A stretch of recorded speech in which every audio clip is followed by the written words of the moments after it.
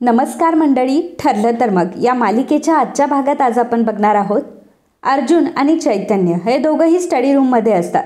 अर्जुन चैतन्याला म्हणत असतो की चैतन्य, मिसेस सायलींच्या मनात नक्की काय आहे ना हे मला पहिल्यांदा जाणून घ्यायचंय. म्हणजे त्यांच्याही मनात माझ्याबद्दल जर प्रेम असेल तर मला त्यांना प्रपोज करताना एक वेगळा कॉन्फिडन्स येईल आणि मी आत्मविश्वासाने त्यांना प्रपोज करू शकतो. तू काहीतरी अशी आयडिया काढ ना की जेणेकरून मला मिसेस सायलींच्या मनात नक्की काय आहे ते ओळखता येईल. आता अर्जुन आणि चैतन्य दोघंही याच गोष्टीचा विचार करत असतात. चैतन्याला माहीत असतं की मी मागच्या वेळी काय घोळ घालून ठेवला होता. म्हणजे मी मधुभाऊंची केस लांबवण्याचा अर्जुनला फक्त सल्ला दिला होता. अर्जुनने तो सल्ला फेटाळलाही होता. तरी सुद्धा किती मोठी गडबड झाली फक्त त्या सल्ल्यावरून. सायली वहिनी तर अर्जुन सोबत बोलायलाही तयार नव्हती. सोबतच ते प्रकरण इतकं छेडलं गेलं होतं की डिवोर्स पर्यंत येऊन पोहोचलं होतं. त्यामुळे या गोष्टींच्या बाबतीत मी अर्जुनला काही सल्ला न दिलेलंच बरं राहील असं चैतन्य ठरवतो. आणि तो अर्जुनला म्हणतो की अर्जुन, हे बघ, मी तुला मात्र या गोष्टीमध्ये काही मदत करू शकत नाही. मागच्या वेळी जे काही झालं होतं तुला माहिती आहे ना. मागच्या वेळी मी तुला सल्ला देऊन फसलो होतो. यावेळी आय एम रिअली सॉरी बाबा. सायली वहिनी तशी तुझी बायको आहे, त्यामुळे तिच्या मनातून तुला कसं काढून घ्यायचं ना हे तू बघ. आता चैतन्य बोलता बोलता अर्जुनला म्हटलेला असतो की सायली वहिनी तुझी बायको आहे. अर्जुनला तीच गोष्ट खूप आवडलेली असते. अर्जुनला तो बायको शब्द पुन्हा ऐकायचा असतो. त्यामुळे तो चैतन्याला विचारतो की चैतन्य, तू काय बोललास, पुन्हा एकदा बोल बरं. चैतन्य म्हणतो की मी कुठं काय म्हटलो, मी तुला हेच म्हटलं ना की तिच्या मनात जे काही असेल ते ओळखण्याचा प्रयत्न कर. अर्जुन म्हणतो की नाही, त्याआधी काय बोललास तू, बघ तू बोललास मिसेस सायली माझ्या कोण लागतात. तेव्हा चैतन्य म्हणतो की अच्छा ते काय बोललो रे मी, मला तर आठवतच नाहीये. अर्जुन म्हणतो की चैतन्य, फटका देईल हा तुला. काय बोललास तू मला सांग बरं, बोल बरं परत ते जे काही बोललास ते. चैतन्य म्हणतो की अच्छा, सायली वहिनी तुझी बायको आहे हे का. अर्जुन म्हणतो की येस, हेच बायको. बायको हा शब्द आठवूनच अर्जुन खूप लाजत असतो आणि अर्जुनकडे बघून चैतन्य हसत असतो. चैतन्य हसत असतो. अर्जुनला तो म्हणत असतो की अर्जुन सुभेदार, तुम्ही एक काम करा, तुम्ही दिवसा ढवळ्यात स्वप्न बघा, मी नंतर येतो. अर्जुन चैतन्याला थांबवतो आणि म्हणतो की थांब थांब थांब थांब, अरे असा कुठे चाललास तू, विचार करायचा आहे ना आपल्याला, विचार करूयात आपण. चैतन्य आणि अर्जुन दोघंही आता विचार करत असतात.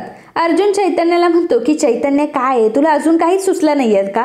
चैतन्य म्हणतो की अर्जुन, एक गोष्ट म्हणजे तू चुकीच्या माणसाला पकडून आणलंय, ज्याला रोमॅन्स मधलं ढ कळतंय.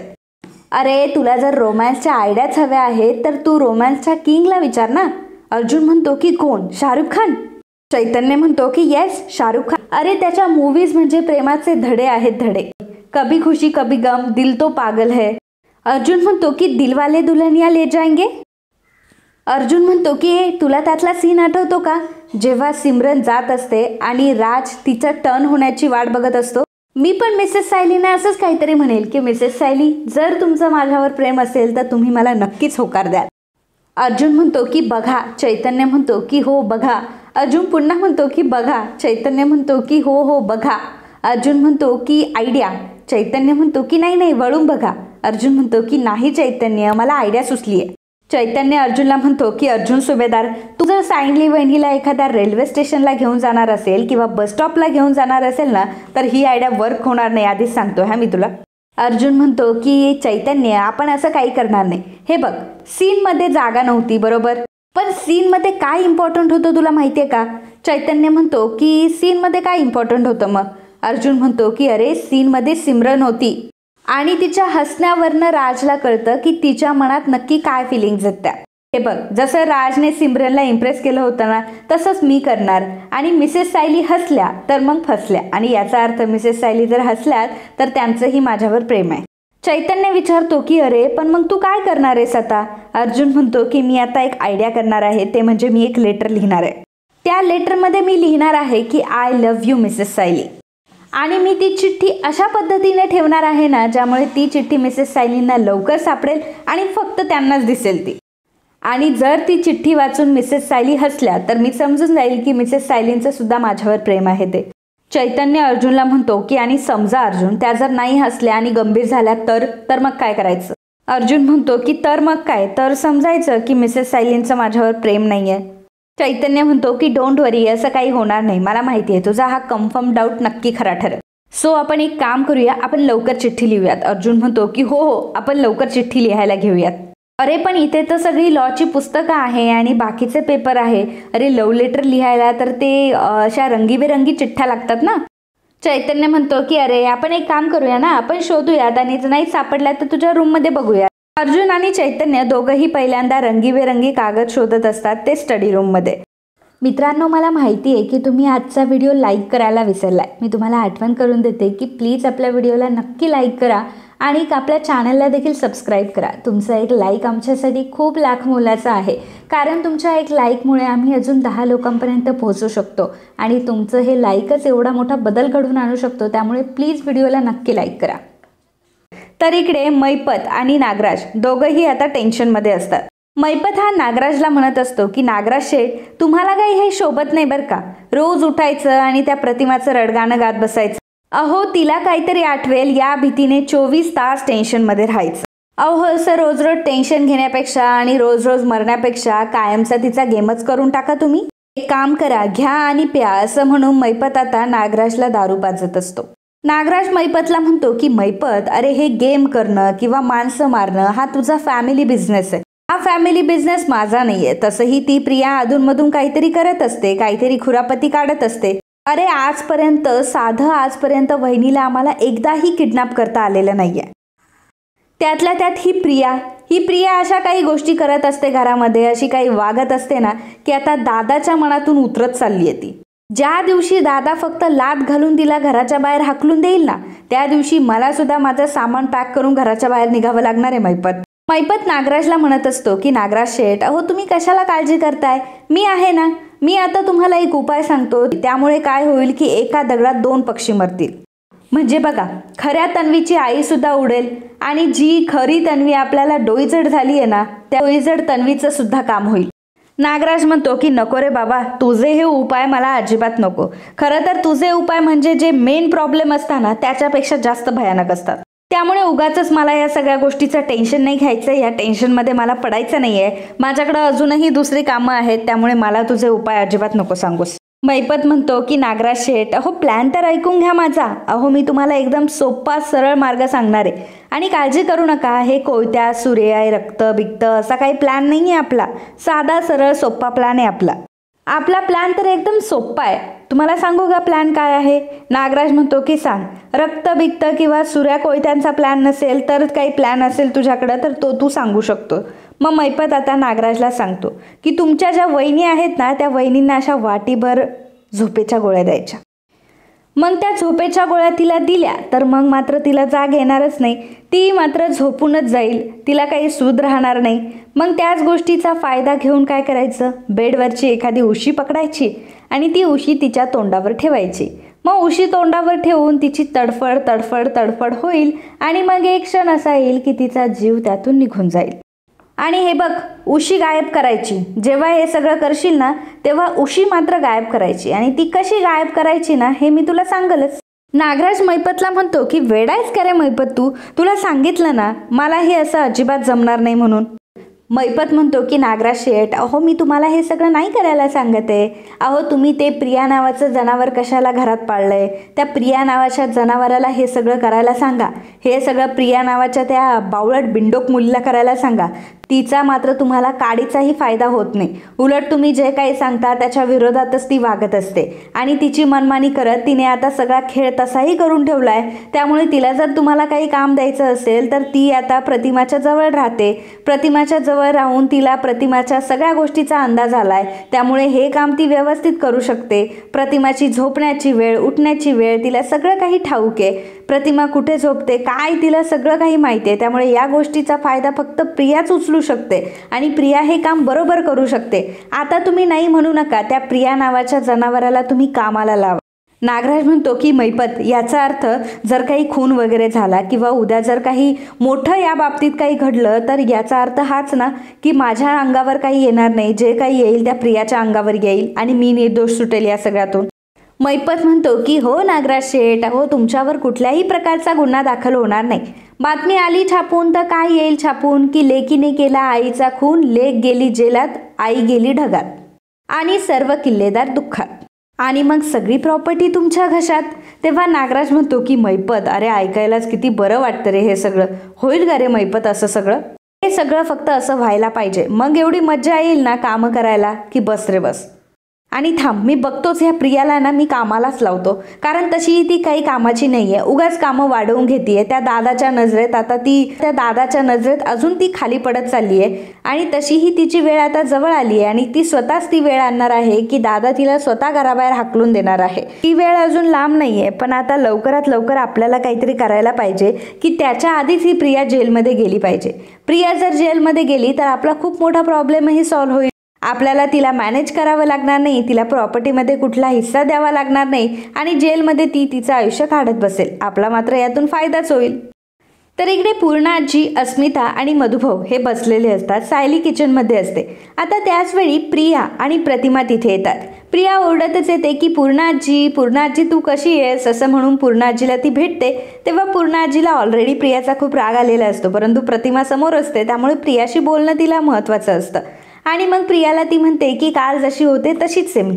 पूर्णा आजीचं हे उत्तर ऐकून प्रियाचं तोंड पडतं. सायली आता लवकर येते आणि तीही प्रतिमाला विचारते की प्रतिमा त्या तुम्ही कशा आहात. प्रतिमा म्हणते की मी छान आहे.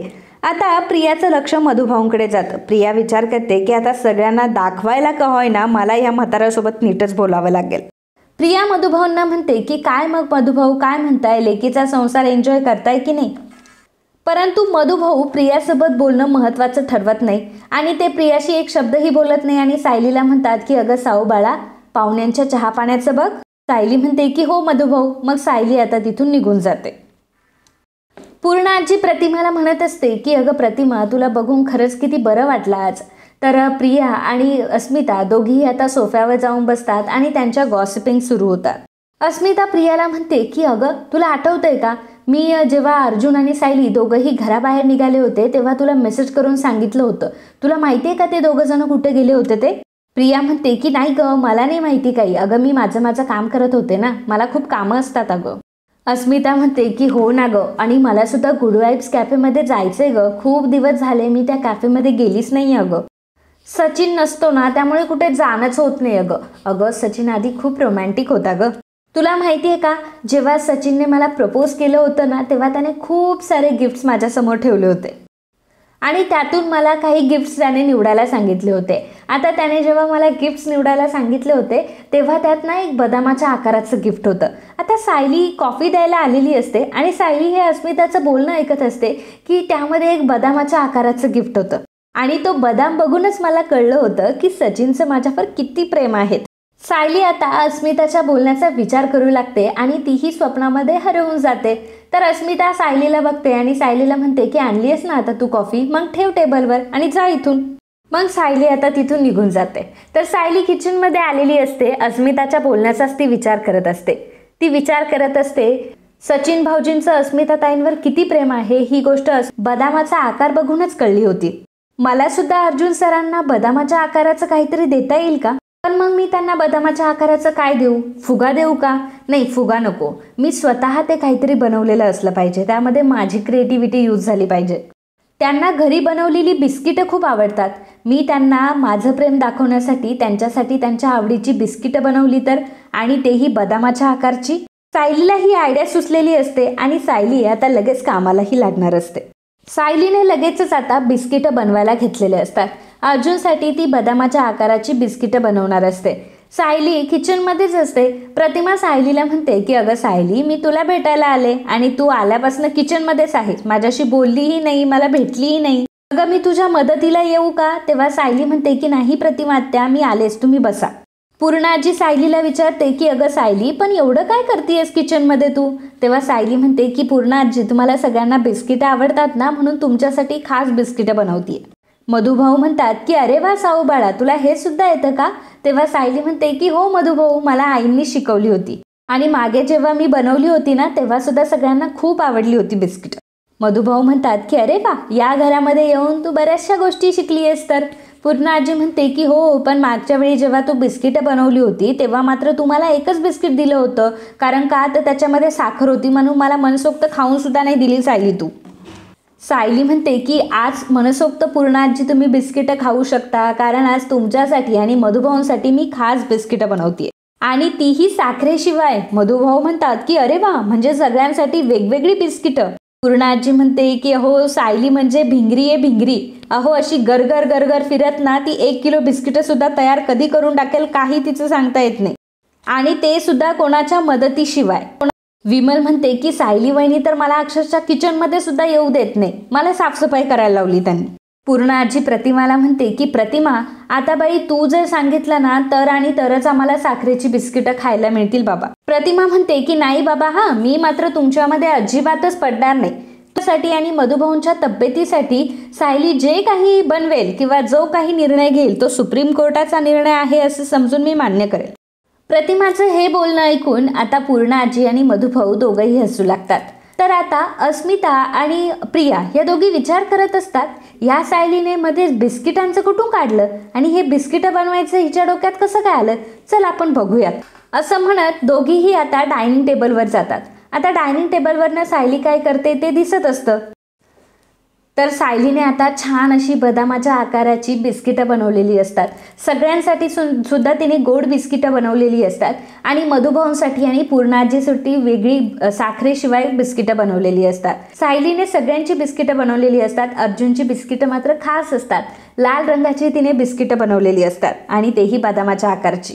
सायली विचार करत असते की मी आता बदामाच्या आकाराची बिस्किटं बनवली आहे, मी ही बिस्किटं सगळ्यांच्याच बिस्किटमध्ये मिक्स करून ठेवणार आहे आणि जर अर्जुन सरांनी यातली फक्त बदामाच्या आकाराची बिस्किटं जर उचलली तर मी असं समजेल की अर्जुन सरांचं माझ्यावर प्रेम आहे.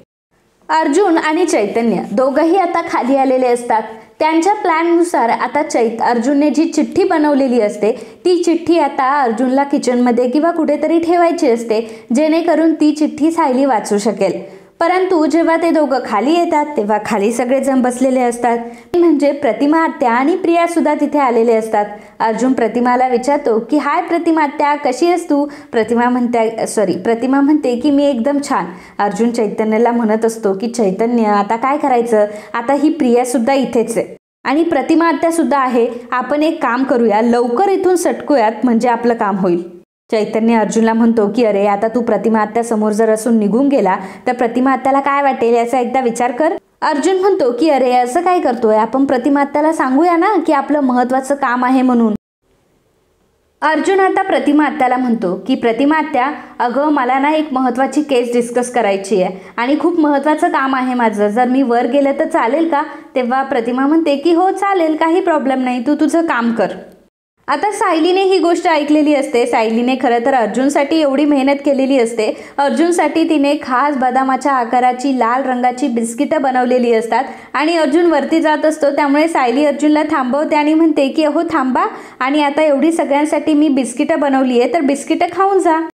सायली आता पूर्ण आजीचे आणि मधुभाऊंचे बिस्किटं हे समोर ठेवते आणि म्हणते की पूर्ण आजी, मधुभाऊ, ही बिस्किटं तुमच्यासाठी आहे. पूर्ण आजी म्हणते की अरे वा, बिस्किटं तर एकदम छान आणि खुसखुशीत झाली आहे, पण ना मला ही बिस्किटं हवी आहेत.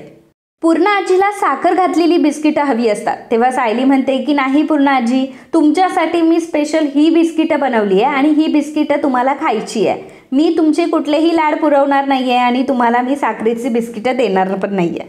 मग मधुभाऊ हे पूर्ण आजीला म्हणतात की अन्नपूर्णा मॅडम, तुमचा प्लॅन तसा चांगला होता आणि प्रयत्नही चांगला होता, असं म्हटल्यावर सर्वजण आता हसू लागतात. विमल म्हणते की सायली ताई, बरं मी आतलं सगळं आवरून घेऊ का? सायली म्हणते की हो आवरा. आता अर्जुन म्हणतो की बरं चला मग आम्ही निघतो, आम्हाला एक महत्त्वाचं काम आहे ना ते करायचंय. सायली पुन्हा अर्जुनला थांबवते आणि म्हणते की अहो थांबा. सायली आता लाजत ताट आता अर्जुन समोर नेते आणि अर्जुनला ती म्हणत असते की अर्जुन सर, मी काही बिस्किटं बनवली आहे, तुम्हाला यातली जी बिस्किटं आवडतात ती बिस्किटं तुम्ही घ्या. तर अर्जुन आता बिस्किट घ्यायला जाणार, खाली तो बघणार तेवढ्यात चैतन्य अर्जुनला म्हणतो की अर्जुन, अरे कारंडेचा कॉल आहे, कारंडेला कॉल करायचा होता ना, त्याच्यासोबत मीटिंग होती आपली, केसबद्दल डिस्कशन होतं, आठवते का तुला काही? अर्जुन एकदम घाईत असतो कारण त्याला महत्त्वाचं काम करायचं असतं, ते म्हणजे सायलीला त्याला चिठ्ठी लिहायची असते आणि चैतन्य त्याला सारखाच फोर्स करत असतो. इकडनं चैतन्य असतो आणि इकडनं सायली असते. आता सायली अर्जुनला म्हणत असते की सर बिस्किटं घ्या ना. आता अर्जुनला सायलीचं मनही मोडायचं नसतं, त्यामुळे कुठली तरी 2 बिस्किटं आता तो त्यातून उचलतो. आता सायलीने जी 2 बिस्किटं उचललेली असतात ती 2 बिस्किटं ही पांढऱ्या रंगाची आणि गोल असतात आणि मध्येच सायलीने ती लाल रंगाची आणि बदामाच्या आकाराची बिस्किटं ठेवलेली असतात. ती बिस्किटं अर्जुनने उचललेली नसतात. याचं कारण असतं की अर्जुनने खाली ताटाकडे बघितलंच नसतं आणि त्यातली 2 बिस्किटं त्याने उचलून तो निघून गेलेला असतो. सायलीला फार वाईट वाटतं. सायली विचार करत असते, यांनी बदामाच्या आकाराची बिस्किटं सोडून दुसरीच बिस्किटं उचलली. या सगळ्याचा नक्की अर्थ काय असेल? यांना माझ्याकडनं मिळणारा बदाम महत्त्वाचा वाटला नसेल का? याचा अर्थ यांचं माझ्यावर प्रेम नाहीये का? सायलीचं तोंड पडलेलं असतं. अर्जुनने ती बिस्किटं खाल्लेली नसतात. हार्ट शेपची बिस्किटं त्याने उचललेली नसतात. एवढी मेहनत सायलीने केलेली असते ते फक्त अर्जुनने हार्ट शेपची बिस्किटं घ्यावी यासाठी. परंतु अर्जुन मात्र तसाच निघून गेलेला असतो. त्यामुळे सायलीला थोडंसं वाईट वाटत असतं. सायली थोडीशी नर्वस झालेली असते. प्रिया मात्र सायलीचे हे एक्सप्रेशन कॅच करत असते आणि प्रिया विचार करत असते की सायलीला अचानक काय झालं? तिचं तोंड असं अचानक का पडलं? नक्की सायलीचं आणि अर्जुनचं काय चाललंय? ह्या दोघांमध्ये नक्की काय शिजतंय? प्रिया या सगळ्या गोष्टींचा विचार करत असते. तेव्हा अस्मिता प्रियाला म्हणते की तन्वी ऐक ना, चल ना आपण मम्माच्या रूममध्ये जाऊन बसूयात. तिथे आपण मस्त गप्पा वगैरे मारूयात. चल आपण मम्माच्या रूममध्येच जाऊयात. मम्माच्या रूममध्ये कसं सगळं क्लीन असतं. माझ्या रूममध्ये खूप पसारा आहे. जाऊयात का आपण? प्रिया म्हणते की हो चल जाऊयात. अस्मिता आता दोघेही तिथून निघून गेलेल्या असतात.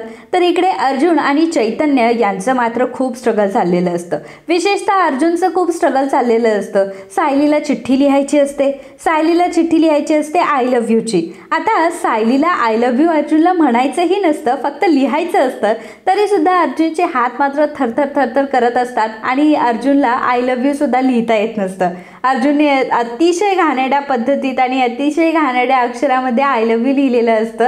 आणि ते बघून चैतन्य विचार करतो की हे नक्की काय लिहिले अर्जुनने. आणि तो अर्जुनला विचारतो की अर्जुन, अरे हे नक्की कुठल्या भाषेमध्ये तू आय लव्ह यू लिहिलेस? अरे असं कसं तुझं अक्षर? आता हे जर चिठ्ठी तू एखाद्या मेडिकलवाल्याला दिली ना, एखाद्या केमिस्टला जर दिली ना, तर अशी चिठ्ठी फक्त तोच वाचू शकतो, कारण असं अक्षर डॉक्टरांचं असतं. आणि अरे तुला काही कळतंय का? आता ही चिठ्ठी जर तू सायली वहिनीला वाचायला दिली तर सायली वहिनीला असं वाटेल की यात आय लव्ह यू वगैरे काही लिहिलं नाहीये, कुठला तरी बेडूक हा चिखलात उड्या मारून पळालाय असं वाटेल सायली वहिनीला.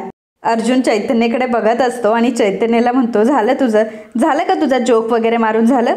अरे चैतन्य, जरा माझ्या भावना समजून घे. आयुष्यात पहिल्यांदा लिहितोय मी हे सगळं. मला नाही माहिती कसं लिहायचं असतं ते हे सगळं. चैतन्य, आपण एवढं सगळं करतोय. आपण मिसेस सायलींना आय लव्ह यू पण लिहितोय, सगळं काही करतोय. परंतु मला सांग की या सगळ्या गोष्टीतून जर काही आपल्याला हाती लागलं नाही तर काय करायचं? आणि जर ही चिठ्ठी वाचून मिसेस सायलींना राग आला आणि मिसेस सायलींचा तो चेहरा माझ्या सारखा डोळ्यासमोर येतोय, मिसेस सायली जर आनंदी झाल्या तर मग बात कुछ और है.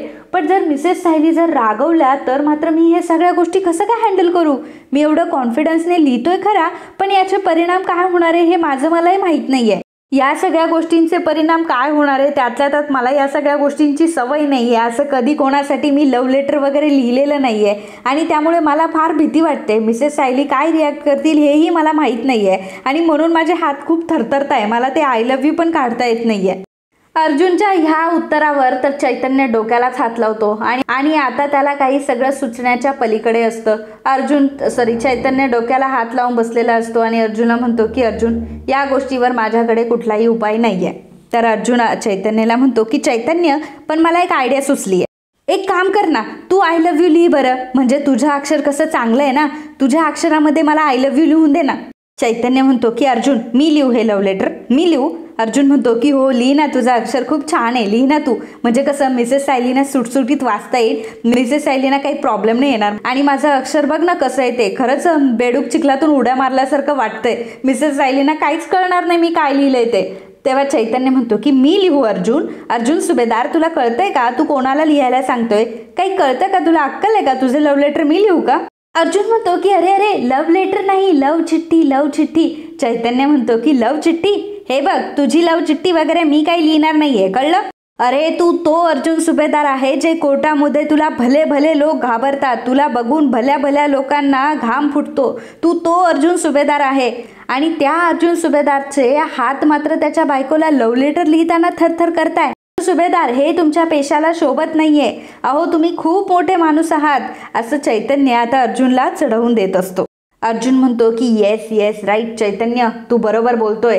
मी एवढा मोठमोठ्या केसेस हँडल करतो कोर्टामध्ये. आज माझी स्वतःची फर्म आहे, भरपूर लोकांचे प्रॉब्लेम मी सॉल्व करतो. आणि हा तर काय एवढा प्रॉब्लेम आहे, हा तर काय एवढं फक्त मिसेस सायलीना मला जाऊन आय लव्ह यू म्हणायचंय आणि मिसेस सायलीना आय लव्ह यूची चिठ्ठी पाठवायची आहे. त्यात मी घाबरायला कशाला पाहिजे? मी अगदी धाडसाने हे काम करेल. चैतन्य म्हणतो की व्हेरी गुड अर्जुन, आता तुझा हा कॉन्फिडन्स असाच टिकला पाहिजे. चल लिही बरं चिठ्ठी आता पटकन. अर्जुन म्हणतो की हो चैतन्य, आता बघ मी कसं लिहित होते. तर अर्जुन आता आय लव्ह यू लिहित असतो. चैतन्य म्हणतो की जरा अक्षर मोठं काढ, सायली वहिनीला कळलं पाहिजे काय लिहिलंय तू. आणि मग अर्जुन आता अक्षर मोठं काढतो. चैतन्य म्हणतो की very good Arjun, very good, तू शेवटी करून दाखवलंस आणि तुला आता जमलंय लिहायला. पण हो, ही फक्त प्रॅक्टिस होती तुझी. काय आहे ना, आता फक्त तू पहिल्या पायरीपर्यंत पोहोचलाय, अजून काय तुझं अक्षर एवढं चांगलं आलेलं नाहीये. त्यामुळे एक काम कर, परत लिही बरं चिठ्ठी. चल आता परत लिही बरं चिठ्ठी आणि त्या चिठ्ठीमध्ये लिही Mrs Sayali I love you. Arjun आता पुन्हा स्वप्नामध्ये हरवून जातो आणि तो म्हणतो की चैतन्य ऐक ना, लिहिण्यापेक्षा Mrs Sayali I love you असं लिहिण्यापेक्षा असं लिहू का, सायली आय लव्ह यू, म्हणजे मिसेस सायली की सायली असं म्हणत आता सायलीच्या नावामध्ये सुद्धा अर्जुन हा हरवून गेलेला असतो. आणि त्याचे हे हाल बघून चैतन्य डोक्याला हात लावत असतो आणि हसत असतो की बाबा रे, प्रेमात पडलेली माणसं एवढी कशी वेडी असतात. आणि या अर्जुनचं काय होऊन गेलंय, हा अर्जुन भल्या मोठ्या केसेस सांभाळतो, भल्या भल्या लोकांना कोर्टामध्ये गेल्यावर घाम फोडतो आणि हा अर्जुन सुभेदार फक्त त्याच्या बायकोला लव्ह लेटर लिहिण्यासाठी एवढा घाबरतोय, तो मात्र तिच्यामध्ये क्षणाक्षणात हरवून जातोय.